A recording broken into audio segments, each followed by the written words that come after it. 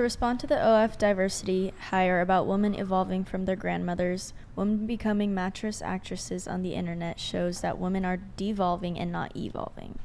I don't think men would be having this issue with struggling. We wouldn't be outpacing them and kicking their ass in education, even in the labor market. Like, men's wages have been stagnant, which I don't think is a good thing, while ours has been rising. Like, women are doing better in this society than in previous society. So while it's your opinion that this is an example of devolving, for instance, I'm really happy I had this option, and now I make 7 figures and I'm able to have all the time, money, and freedom that I enjoy. So for me, it was a good thing. But I mean, it's also true that women, and not speaking of your own situation, but women in average, like especially for white women, the rates of depression they're really skyrocketing, right? More women than ever have clinical diagnoses, whether that's depression, anxiety, and they're medicated. So I think we can say that, yeah, obviously women have made a lot of grounds in terms of economics and finances, but I feel like it has come at a cost to for a lot of women, our mental health and our overall work-life balance, which women purport to be way less happy about than men on average. So I think that, like, for instance, the medication thing, I think a lot of people are over-medicated these days, and men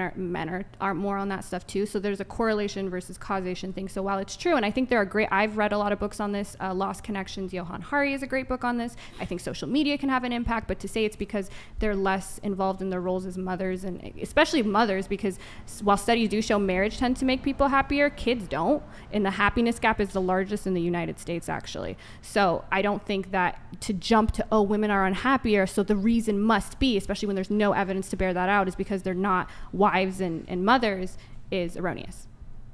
Well, I mean, they have done studies that show that, I mean, married people tend to be happier than non-married people. Kids have the opposite. So it's like, okay, do you think that they should we just be supporting dink lifestyles, to dual income, no kids? Because that seems to be what shows to be the happiest. Now, that's not for everybody, right? There's also a study out of University of Michigan that came out recently showing that people who chose not to have kids don't end up regretting it later.